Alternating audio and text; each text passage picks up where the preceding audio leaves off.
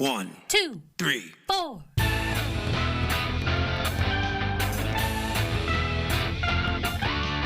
Monster movie. Fun time, go! Monster movie. Fun time, go. Monster. Movie. Fun time. Go! Monster movie. Fun time, go. With Precious D and Honeybee. Fun time, go! Okay, we're starting today with It Came From Beneath the Sea. Boy, did it. Hello, welcome to Monster Movie Fun Time Go. I'm Precious D. And I'm Honeybee. Today we are discussing It Came From Beneath the Sea from 1955. It's a black and white movie, but the version that we had access to had been colored in. Oh, okay. I was thinking our first movie in color, but I didn't know that it was not originally in color. That's kind of strange. Yeah, and I do have a physical copy that's in black and white. There was a time when you could share your Voodoo library with a friend, Mm-hmm. and the friend I was sharing with thought it was a good idea to buy this in color, which is why we had access to it. I see. I could have watched my Blu-ray. It's good that you had a copy you could watch, but it was colored in. And they did a good job. I don't know if you are old enough to remember, but early colorization was not good. I'm not. I do not remember any of that. Yeah, it was a big deal at the time in that everybody hated it. Mm-hmm. Ted Turner was the one that started doing it. Give me a year. 80s, I guess. Okay, yeah. Ted Turner had this network that he was taking nationwide, a couple networks, and he thought there'd be more interest in these old movies if he colored them in. And he did a taste test to prove it. He did a screening of Casablanca where I think they were showing black and white and color side by side, and they could monitor which version people were looking at. But just because they were looking at the color version does not necessarily mean they preferred it. Yeah, I think you just naturally are going to look because your eye just naturally wants to look at the color, I think. Yeah. Right? But they also might have been looking at it and just being appalled. This looks terrible. I can't look away. And people at the time were outraged, and I believe rightly so. But at the same time, when he was doing this, he was doing a lot to preserve old films. So he was doing good work with film on the one hand, and then kind of crapping on it on the other hand. Because these old films deteriorate physically. The film just starts falling apart after a while. Right. So they need to be preserved. Anyway, we saw it in color and it looked fine, but it's originally in black and white. 79 minutes. Directed by Robert Gordon. Special effects by Ray fucking Harryhausen. I mentioned a while back that we would be seeing his name again, and here it is. Here it is. Budget $150,000. Box office $1.7 million. The monster is a radioactive octopus or possibly a sextopus. Ah! He does not have 8 limbs. I didn't count myself. This is what I read. I guess they thought people wouldn't notice. I didn't notice. I didn't count. I didn't notice at all. I probably wouldn't have noticed if I hadn't read it. I couldn't find any definitive size on it. It was just listed as massive. And I'm not sure what the death count was, but it seemed like it was a few. I don't know how many. Oh, I know it's at least 5. Mm-hmm. Because we see a tentacle come down on 5 guys in a row towards the end. 5 guys running down the street, and he just sort of lays the tentacle down on top of them. Oh, are you wearing your octopus shirt still? I am. I wore a special shirt, my octopus shirt, just for today. Yeah, take some more pictures of that, and I'll put them on the gram, as the kids say, when Cool. this episode is about to come out. Cool. Totally, I will. The movie stars Kenneth Tobey, who we saw previously in Beast from 20,000 Fathoms, playing Colonel Jack. Was amazing, and this movie was not as much. And Donald Curtis plays Dr. John Carter of Mars. Are you familiar with John Carter? I'm not. Character by Edgar Rice Burroughs. They made a movie a few years ago called John Carter that did not do well. I kind of feel like maybe I heard about this, but I really don't know. Series of science fiction novels. A man from Earth Oh, goes to yeah. Mars, and his name's John Carter. And those novels had been out for decades when this movie came out, but they went ahead and named this guy John Carter. Anyway, the character on ER is named after John Carter. The character specifically says, "My father was a science fiction fan." So that's another Dr. John Carter out there in... A little trivia for you. Well, for a little more trivia, our leading lady, Faith Domergue, was discovered at age 16 by Howard Hughes, who we discussed in a previous movie. Was that also Beast? Or was that... It was Joe Young. It was the lady from Joe Young, because both She Had a Weird Life and the little girl had a weird life. Remember, she was the one that was sort of married to Howard Hughes. Oh, yeah. Okay. So Howard Hughes has his hands all over our movies here. Faith Domergue was in a relationship with Howard Hughes until she discovered that he was also seeing Ava Gardner, Rita Hayworth, and Lana Turner. She was like, no, thank you. She was in a couple other, same year, in Cult of the Cobra and This Island Earth. No, yes, those three movies in this same year. And also The Atomic Man, also released in 1955. She was very busy in 1955 making Get it, girl. fast science fiction crap. Crap. What did you think of her? I really went back and forth with her character. But I think as far as like acting went, I think she was fine. This movie, I feel like there was not enough monster in this movie. Like, what the actual fuck are we doing here? That's what this movie made me feel like. Okay. Like, it was just like, there wasn't enough monster. I feel like the only monster in this movie was the douchebag. Is that the commander? Yeah, Pete and his creeper peepers. I don't know. This was probably, I'm going to say this might be my least favorite so far. Ouch. Okay.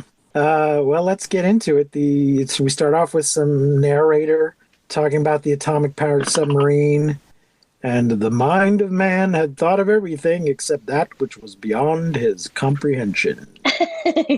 And no music either. It's just like straight narrator, like just starts talking, like grabs your attention. I thought that was weird at first until the music started, and then I was like, oh, okay, that was pretty cool. And then we also have opening text. I feel like you need to have one or the other, but not both, a narrator and opening text. Now, sometimes you have a narrator who's just reading the opening text, and that's okay. But to have the two things separately, that's a little weird. Yeah, it's a little much. It's a lot of information. Yeah. But it must not have been anything important because I didn't write down what it was. Yeah, I also don't remember it, so... So we start off on a submarine. Captain doesn't like the music that somebody is playing over the address system. Yeah. So, yeah. What does he say? Does he say to play something salty? Mm-hmm. Yeah, I don't know if he wants a sea shanty or what. Yeah, so it's I thought that was funny. Like salty, I think he meant like spicy or maybe saucy. I thought it had to do with the sea, but that's not really what we get. Yeah. Yeah. It's just sort of generic instrumental music. And they're kind of talking about, hey, this new sub is great. They're joking about how big it is because even though it's a submarine, it's a submarine, so it's still cramped. But I guess compared to the previous sub they were on, it's huge in there. And so it's the newest state-of-the-art atomic submarine. We see one Hispanic guy, our first Hispanic guy in any of these movies. Woo! Shout out! He's just there as part of the crew. He's not a tacky stereotype or anything. So good for the movie. I'm going to give it a racist factor of 1/2. Usually these things get a minimum of 1. because there's only white people in it, including one Hispanic guy. Will give them a 1/2. And so they're in there in the submarine listening to the music, and something odd is on the sonar. A sonar blob appears. Yep, and they call for battle stations. They note that it is not a whale and not a ship. But they can't tell what it is. It's getting closer. They're going to try to take her deep. And then there's an impact and a radiation warning. But the radiation is not from the reactor of the atomic submarine. It's from outside. They're not leaking radiation because they got hit. Something's coming from outside. And then the sonar goes all out. And they try to go all ahead full, but it's not moving. So they just come up to the surface and ask for volunteers to blast the sluice. And at this point, Mac gets hit on the head hard, and they start talking about how he just got married and he's worried about the radiation because he wants to have children. Random little... Well, he's worried the radiation is going to make him sterile.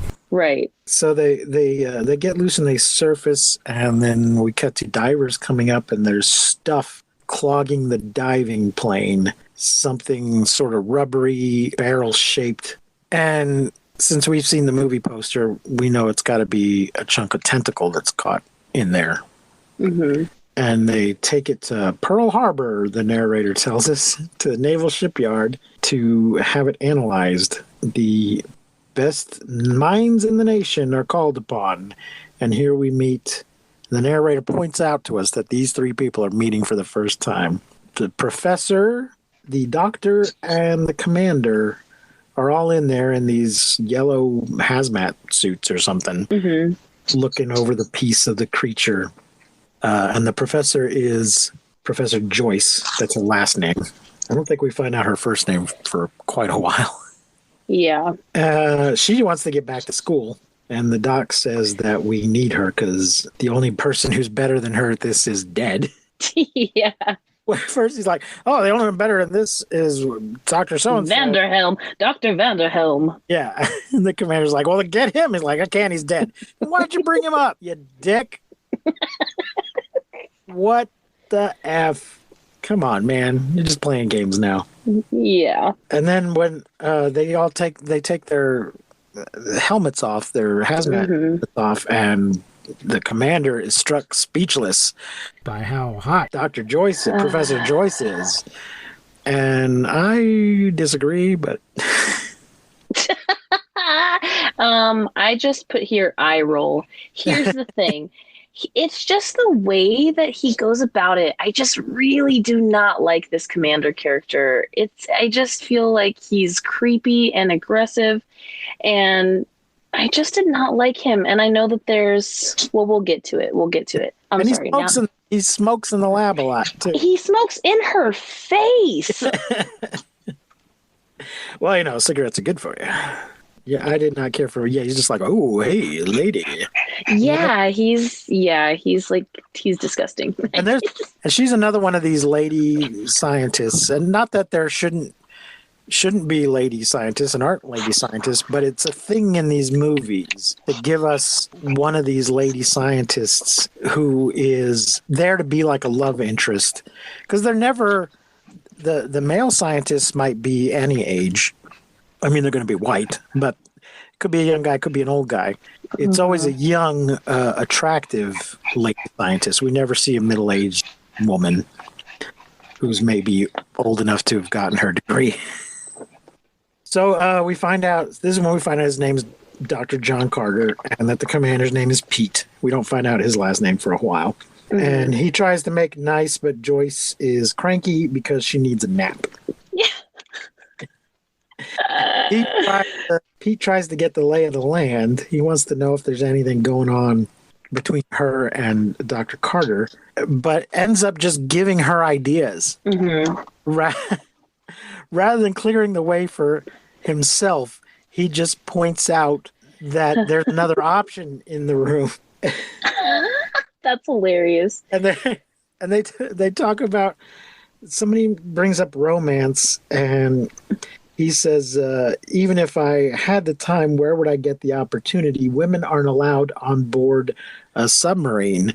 And I'm like, well, that's just a lack of imagination and acknowledging the reality of Navy life. Sir. Exactly. Yeah, I literally have a note right here that said, "We all know you Navy boys, ... Never mind." Right.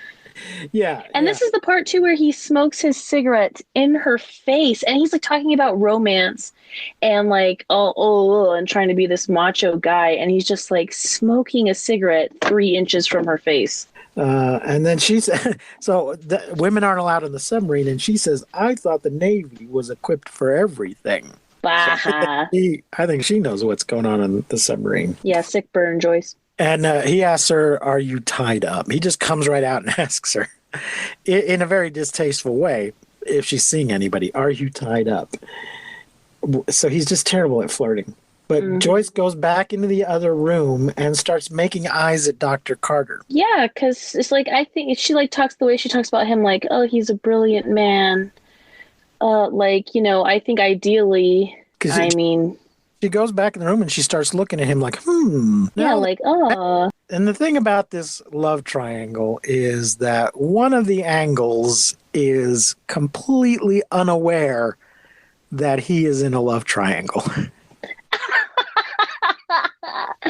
Poor John. John Carter doesn't know he's in a love triangle and doesn't seem to care when it's brought to his attention. I would like to just say maybe John Carter is a mature man and just sees that, you know, he just takes the opportunity and accepts what is. He's a goddamn professional is what he is. Yeah.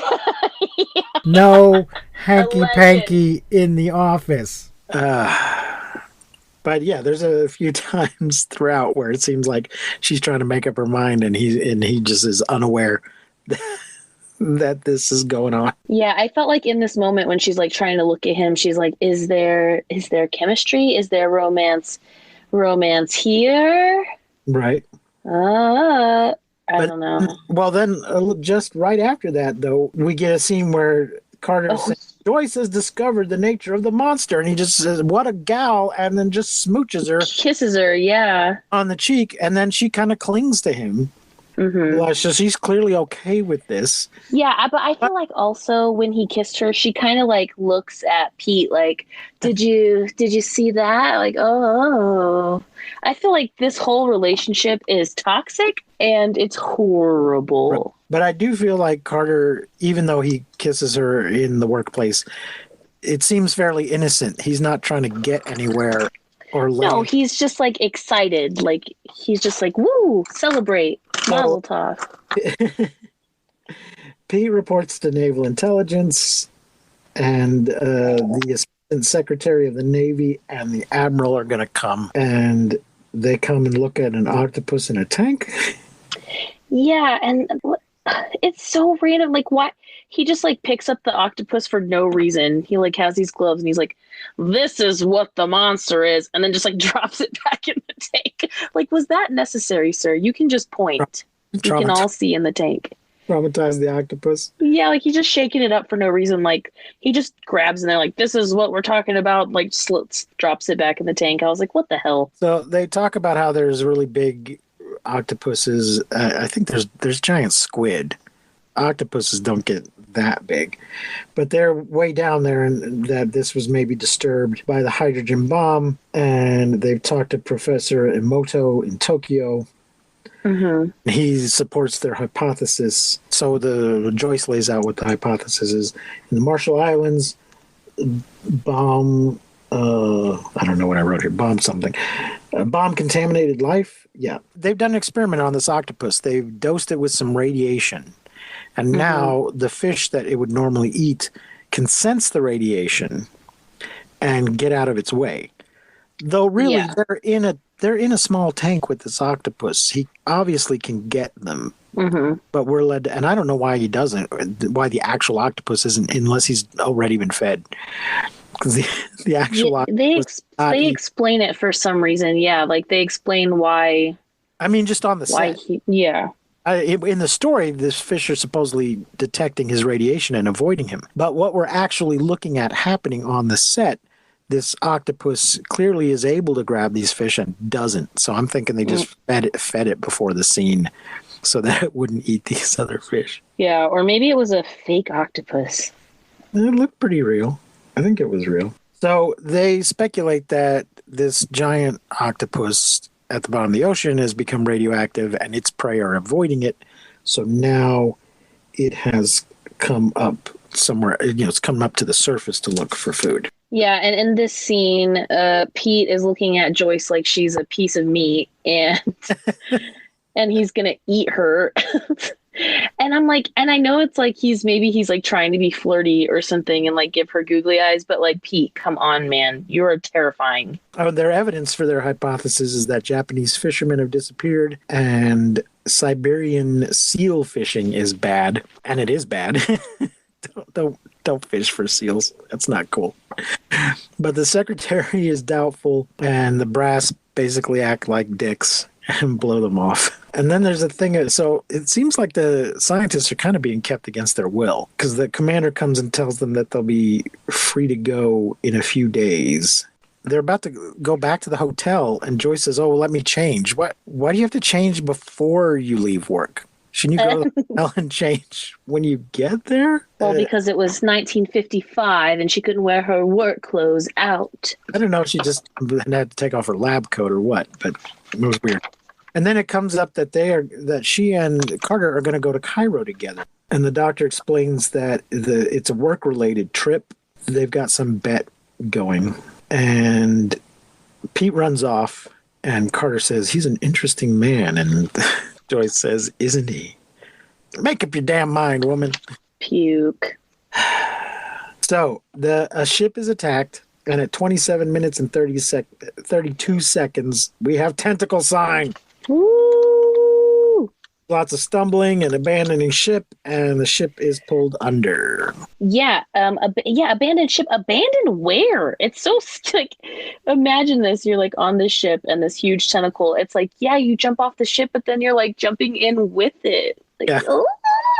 So I think this is part of why I don't have any idea what the kill count is in this movie, because the ship gets pulled under, but but people definitely survive. I think everybody got off of it before it got pulled under. And then we're back at the hotel where our heroes are having dinner. They're throwing a going away party, but where's Pete? Leslie? Oh, this is where we find out her name, Leslie Joyce.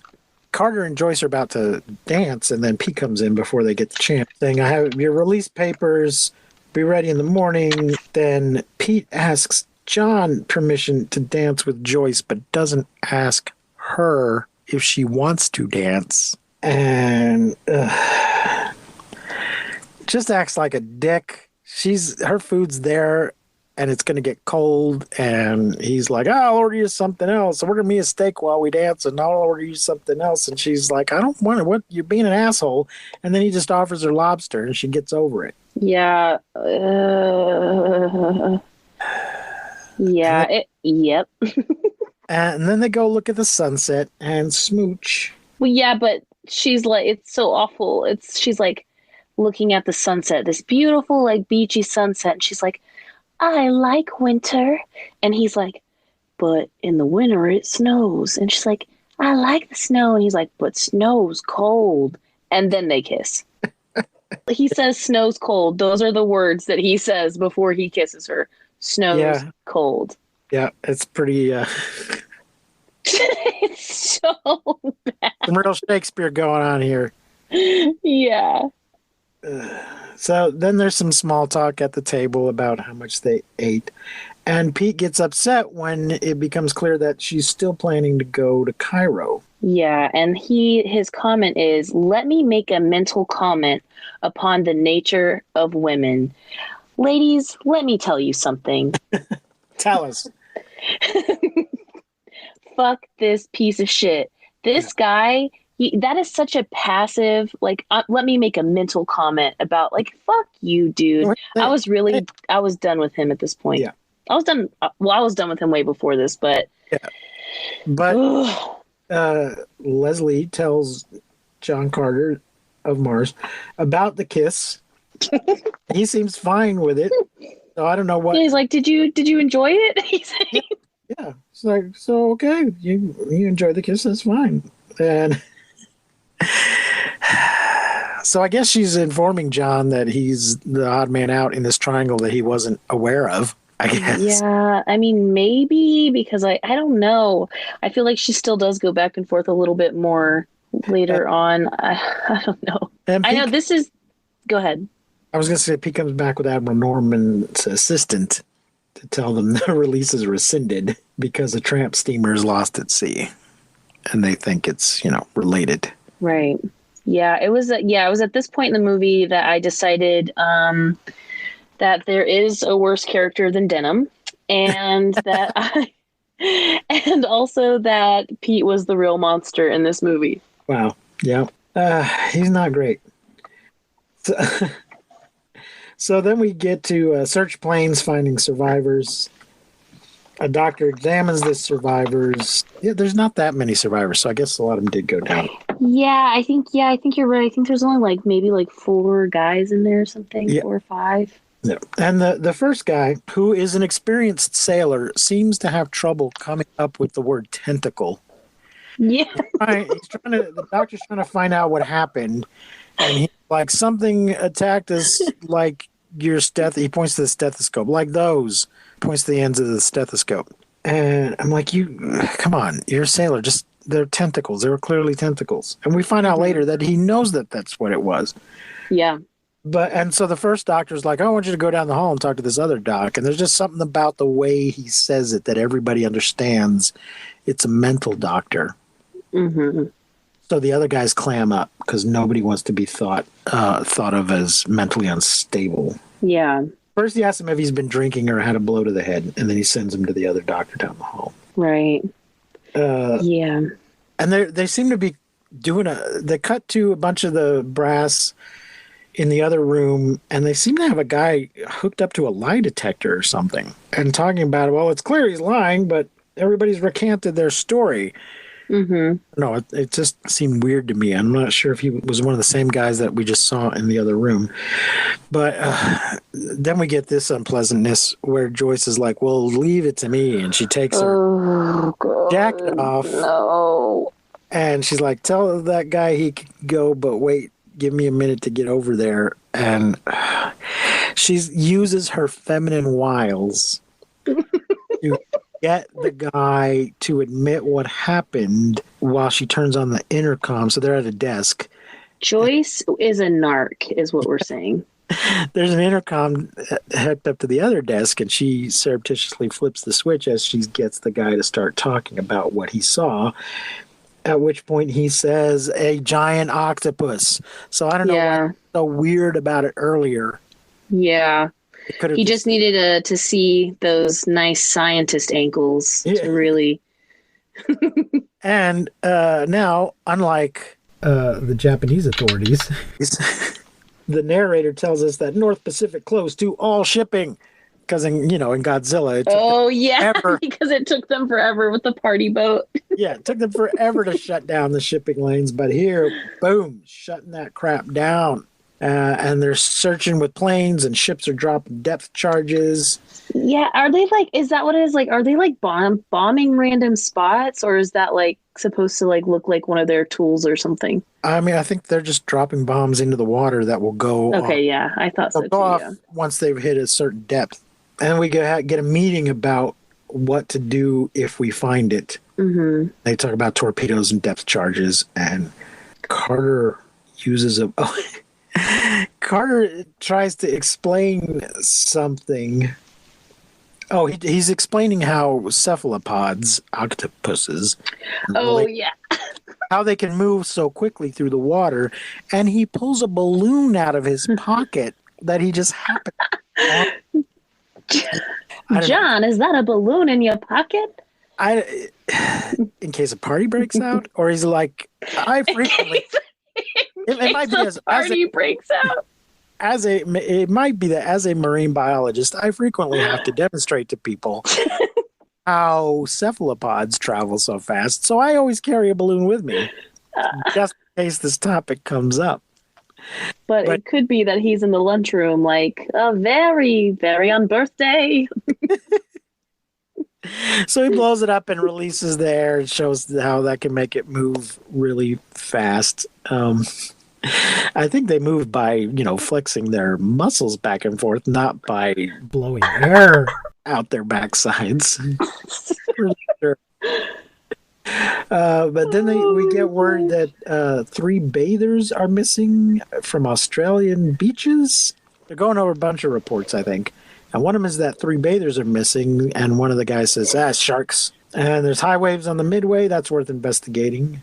Marine weather station off Canada out of contact with land. Deep sea fishermen off the northwest coast are complaining of poor fishing. So John Carter thinks the weather ship is most likely, and Professor Joyce wants to investigate the deep sea fishermen. Mm-hmm. And for some reason, Pete can't go. And then we get a telegram about a missing family in Harper's Cove. So Pete gets to go with Joyce after all, because they tell him to go with her to check that out. And he's been creepy staring at her this entire scene as well. So yeah, and there's some creepiness. Yeah, we're going to get one of her inside moments in a minute. At Harper's Cove, they examine an overturned car. They've gone out with the local sheriff.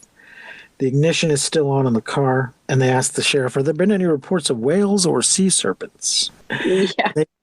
They find giant sucker marks in the sand. Pete radios from center to be sent. Pete radios for Carter to be sent. And then we get a scene where the local sheriff delivers Carter and tells him that the others are fishing, and they are out they're in their swimsuits getting friendly. Carter comes onto shore. He's in the water. Not Carter. Pete. Commander Pete comes onto shore. He's got like a spear or something. He's been fishing. And for some reason, Joyce is standing up on some rocks, like posing or something. I don't know why it wasn't out. So that, they staged this so that Pete can come over and pick her up and lower her down to the ground. Maybe she's like looking out like for the giant octopus. Maybe she's like, if I get on higher ground, I'll be able to see more. Maybe. But it seems clear that the directors just staged it this way so we can get the lift and drop. And he smooches on her. But then we hear John yells out, and she gets all weird. When she knows that John's there, she gets all weird. Don't want John to see me canoodling with you. With the likes of you, because he's a big, brainy scientist. So again, it's like she can't seem to... Why do you care if John's upset or not? Or I don't know. John hasn't done anything to indicate that he's interested. So even if you're just being sensitive to his feelings, he hasn't indicated he has any feelings. So I don't know. Maybe she just doesn't want to be caught being unprofessional. Yeah, maybe so. I literally wrote down when they started kissing, I hate this movie. Oh, no.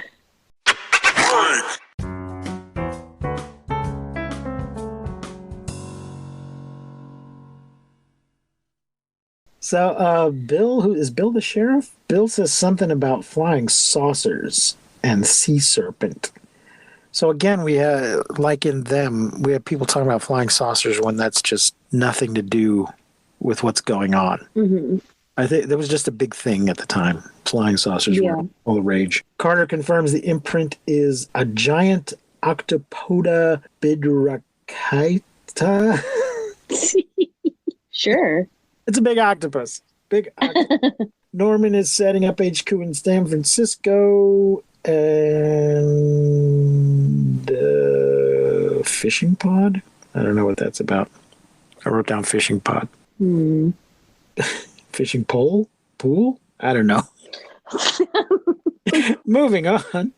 Pete wants Joyce to beat it and let the Navy handle it. Yeah, after he was just playing grab ass and in her bathing suit. And what is he literally says, what's the difference what she says? So Pete says to Carter, can you help me convince her to beat it and let the Navy take care of it?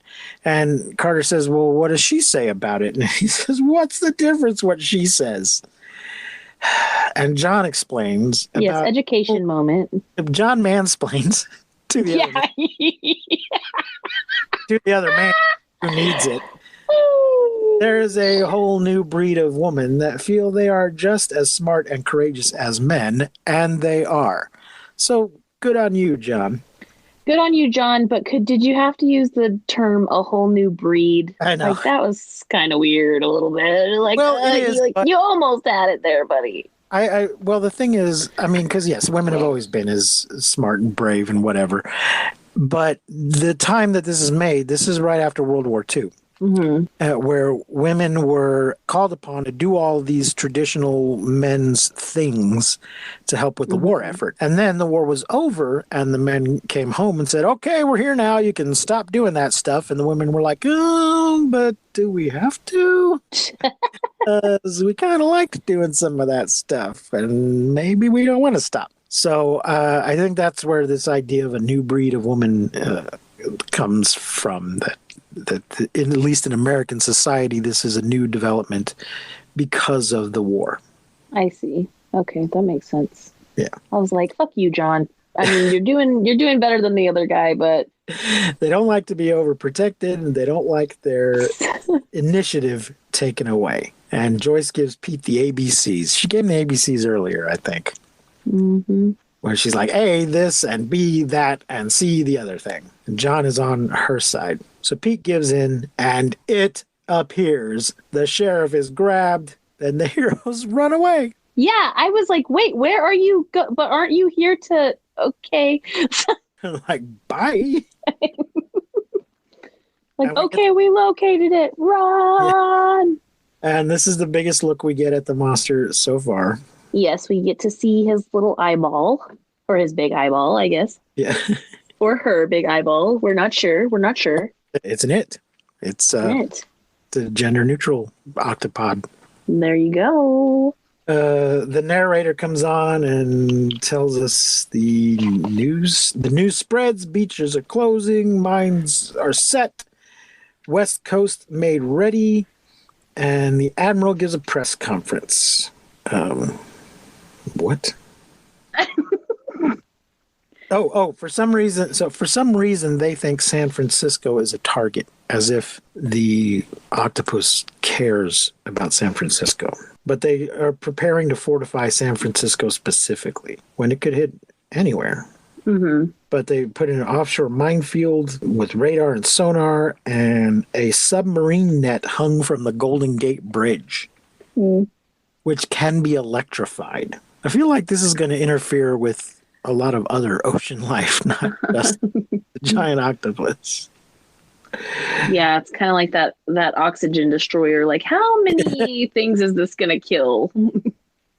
And one of the reporters says, it can attack us, but what's being done to attack it? I don't know. That's a great question. Yeah. I see here, I wrote Joyce trying to locate monster, I guess, calls Carter on radio. I wrote trying to locate Mon. Or is it Non? I don't know. She calls Carter on the radio. They bait something with a dead shark. Ew. Can't risk bombing, can't just wound it. Destruction must be complete and instantaneous. I'm not sure why that's the case, but they've decided this and they want to target the brain. Yeah, because they're afraid that it's going to get away too quickly. Remember with the balloon trick? Right. Joyce takes but they could still, I mean, so what if we wound it? It's a complete failure. It might bleed out. I don't know.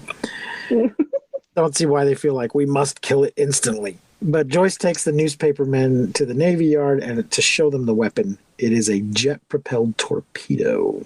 It was Joyce's idea. It's got a harpoon warhead. The explosion is set off electronically once it is dead on target. And the reporters ask about Submarine. I don't know why.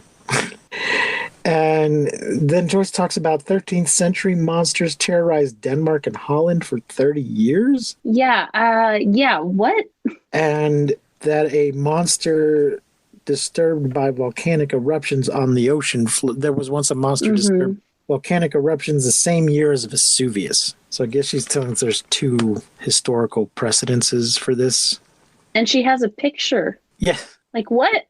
Some kind of drawing. Yeah, some kind of a sketch. Like some kind of sketch. Like let me tell you this, and let me show you this random sketch that I keep in my back pocket with this balloon. And they ask the news guys to give the facts, but don't cause a panic. And somebody asks if there's more monsters. So this was unusual that they're just actually informing the press and asking them to be responsible rather than trying to hide the facts from everybody. And then the narrator says something about an equipment check, signal coming in, entering minefield, fire. Ah! Joyce orders a red alert, so the Navy is now taking orders from her. This is just like in Them, where these people that start out in one job just keep moving up Yeah. and ordering everybody around. But, you know, they're listening to the experts, so that's good. And the monster attacks the bridge. Joyce alerts Carter. Maybe it wants to fight. I don't know, but this is probably the best moment that we get out of the entire movie. That's like the monster is like this bridgy. Yeah. Or I guess, this is like the first like good monster moment that we get to see little Octo. So there's a guy on the bridge who gets an order from the radio to abandon his post, so he does. And then they realize that the electrical current from the net drove the monster up out of the water, and so if they want to get it off the bridge, they got to turn off the power. So Carter goes out on the bridge to pull the switch because the guy left the power on. And he runs out there and throws the switch, And the creature crushes the car he was in. and Joyce screams. So she's, I mean, even if she doesn't want to date Carter, they are friends, so she's upset. Yeah. Pete drives out to save Carter. They get in the car and drive off as the creature is crushing the bridge, and they escape, and there's hugs, and it retreats. Yeah. And a radio announcer comes on and tells us dangerous shit is happening. Go about your business. The ferry's not running, so stay off the roads and stay away from the ferry building. And as he's saying this, they are showing us that, of course, everybody is on the road and at the ferry building.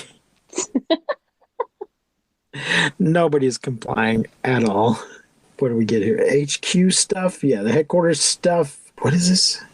Tentative position in the bay near the ferry building. Area not cleared. Total evacuation is ordered.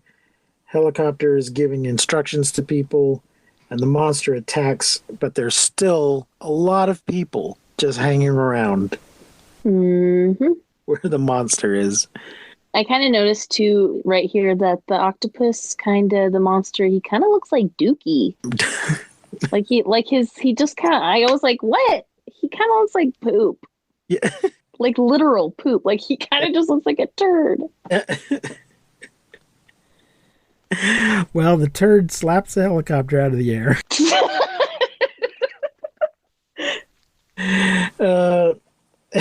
And at HQ, the Commander Pete, is authorized to take any steps deemed proper. So Pete, John Carter, and John's bow tie go to the submarine. Because John Carter has dressed very dapperly for the monster confrontation. And I wrote down, Joyce's plunging neckline seems unprofessional, especially compared to Bowtie. Oh, Joyce, get with the program. Did you not get the memo? I don't know what is with her outfit. But yeah, it's a sharp contrast to John's bow tie. Oh, isn't she in a... Oh, no, never mind. Okay. Sorry. There's lots of tentacle waving and dum-dums running around. A tentacle groping around, minor damage. And we see this clock tower. And I keep waiting for the clock tower to get it. Because the clock tower always gets it in these things. Godzilla takes out a clock tower. I think in one we haven't watched yet, the giant behemoth, I think it takes out a clock tower. But it uses the clock tower to pull itself out of the water. And they try to use heat to drive it back into the water, like flamethrowers and stuff. But if they want to kill this thing, they should be keeping it out of the water. Oh, yeah, I thought the same thing. Like, why are you driving it back into, like, the huge-ass ocean? It's, like, out. Yeah, trap it. Yeah. wrap it on land and it'll eventually dry out. And it'll eventually dry out. Damn, that's like a slow ass, Yeah. painful. Well, Yeah, but I mean, but true. I mean, anything but what we're doing here, which is driving it back into.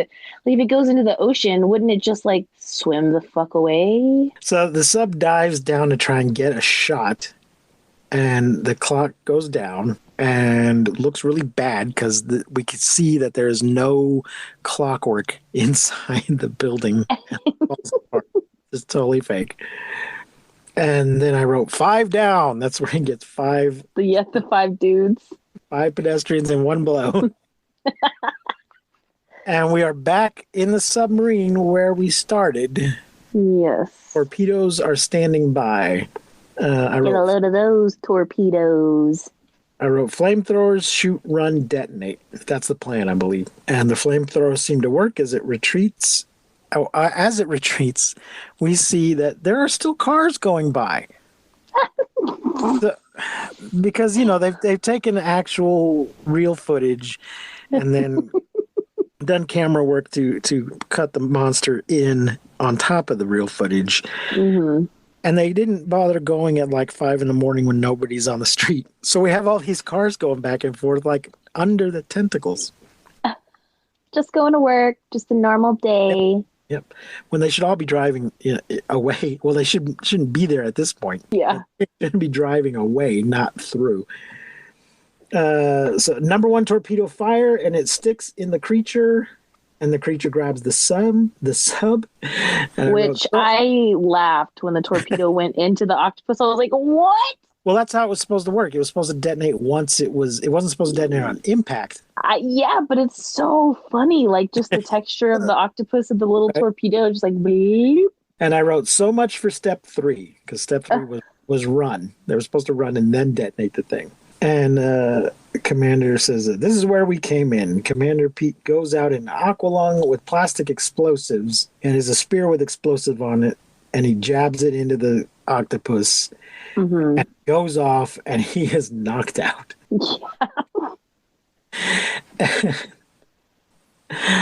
Somebody asks, I think it's the second in command, asks, are we still back in full? From the engine room of the Enterprise, Scotty tells us, we're giving you all she's got, sir. And the second command says it's his turn to go, but John Carter says, no, it's my turn. And I don't know why the guy doesn't tell him to sit down and shut up. But yeah. Well. And then for some reason the Hispanic guy from the beginning comes in and is clearly dubbed over. Yes, I was just about to say this. What the F? It's so obvious. Like it even sounds like John's voice to me. Like it's like almost the exact same voice. Like, it's so weird. He's explaining something about the timer, and I don't know, because the guy didn't have like a ridiculously thick accent or something at the beginning of the movie. I don't know if maybe they changed the line and needed to record it or had technical difficulties on the day, but he's clearly been dubbed over with somebody that is not him at all. It's just blatantly obvious. Mm-hmm. So John swims out to get Pete. He swims past Pete. And we get some bad FX here. Yeah. We can see through Carter as he's swimming in front of the superimposing or double exposure or whatever the camera trick they've done is not done properly, and we can see through him. Wah, wah, wah. He shoots it in the eye, and the submarine is freed.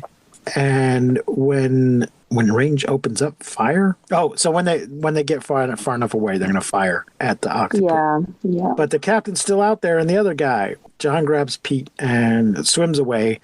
But they fire. They don't know that they've gotten out of the way. They fire anyway. Yeah. And then this was the worst, quote unquote, explosion I've ever seen. So anticlimactic. So they're up on the deck of the submarine's gone up to the surface, and the second in command and another guy out there trying to spot the guys. And like, I don't see anything. Oh, wait, yes, I do. There they are. Rescue them. Later, our 3 heroes are having they're having dinner in a public place where there's a TV on, and the TV is talking about heroes. But there are 3 others who also served, who must not be forgotten. Mm-hmm. And they're sitting there kind of smugly smiling to each other, and then the guy on the TV says that we will be raising a memorial plaque to civilian defense volunteers, crossing guards, and street railway employees of the city. Yeah. First of all, you would say there are many heroes, not 3 heroes when you mean 3 categories. You wouldn't say 3 others when you mean 3 categories of people. Mm-hmm. But why are crossing guards one of the 3 categories? I don't understand. Because of all of the traffic trying to get through when Octo was destroying the freaking city, crossing guards. You don't forget about the small guy who was helping the octopus cross the road with all that traffic. Yeah, that was just weird. So, but then we find out Pete is going to sea for a month and asks, "Will I see you again?" And Joyce gives him the ABCs again, and they kiss. And he says, "Say, Doc, you were right about this new breed of woman, the Judas Priest." God, gagged me with a spoon. So far, Beast from 20,000 Fathoms and Godzilla Raids Again are my top 2 favorites, and this is definitely the worst for me. With probably King Kong. I don't know. It's hard to say. This one's definitely the worst for me so far. I feel like the whole movie, there wasn't enough about the monster. It was more like following this like horrible relationship that was awful, and I'm glad this one's over. Too much of the human drama. Yeah, I'm like, where the fuck is the monster? And then we only get. Yes, exactly. Like, I understand we want like relatable, to make the story real or whatever. But first of all, none of that was relatable. Second, it was just like, where is the monster? What are we doing here? Like, come on. I think if there was more monster in this movie, it would have been good, because it's like cool. Like, ooh, a radioactive octopus. They could have done so much more. Right. But they decided to focus on douchebag and Tits McGee, and it was horrible. Well, we've got one coming up a little down the road here that you are not going to like. Oh, no. Because not enough monster. But there needs to be a balance. They are talking about making a MonsterVerse movie. That's what they're calling this current crop of Godzilla and Godzilla-related movies, the MonsterVerse. The director or producer or somebody is talking about making a MonsterVerse movie with no humans in it. And I think that is a mistake in the other direction. That is just going to be monsters fighting each other. I don't know. I think it could be good. I think the idea has potential. Uh-huh. But I could definitely see where it could be a bad idea. I'm concerned. I mean, is this going to be like a National Geographic Planet Earth kind of documentary thing? Like a voiceover? Yeah, it'll just be a Benedict Cumberbatch going, and now the giant penguin will be attacking, because he can't, apparently Benedict Cumberbatch can't pronounce penguin. So he can narrate about the radioactive penguin is attacking the giant iguana. Oh, God. Ooh. Yeah, that's going to be interesting. I'm interested to see how that plays out. Well, I think it could be either really good or really bad. I mean, we'll be there on day one, but I do not have confidence. Well, folks, that wraps it up for It Came from Beneath the Sea, one of 3 It movies I know of, I mean, apart from It. 2 years before this was It Came from Outer Space. Mm-hmm. And then decades later was It Came from the Desert. That was like a fairly recent movie. Please, if you enjoy this, go on the iTunes and give us a rating, a review, and subscribe, and tell all your friends. And you can email us at monstermoviefuntimego@gmail.com. You can go on our Anchor page and leave us a voicemail there. It's anchor.fm/MMFF MMFTG. And you can find us on Facebook. No, yes, we have a Facebook page. We have an Instagram, Monster Movie Fun Time Go. We're on the Twitter. I think it's just Funtime Go. Funtime_Go on the Twitter. And as always, we won't see you, but you will hear us next time on Monster Movie Fun Time Go. Monster Movie Fun Time Go. You've been listening to Monster Movie Fun Time Go. If you enjoyed the show, please rate and review us on your podcasting platform of choice. Our theme song is by the Texicano Folk Rock Punk featuring Lita Lopez. You can support the show, find links to our social media, and even leave us a voice message at anchor.fm/MMFTG.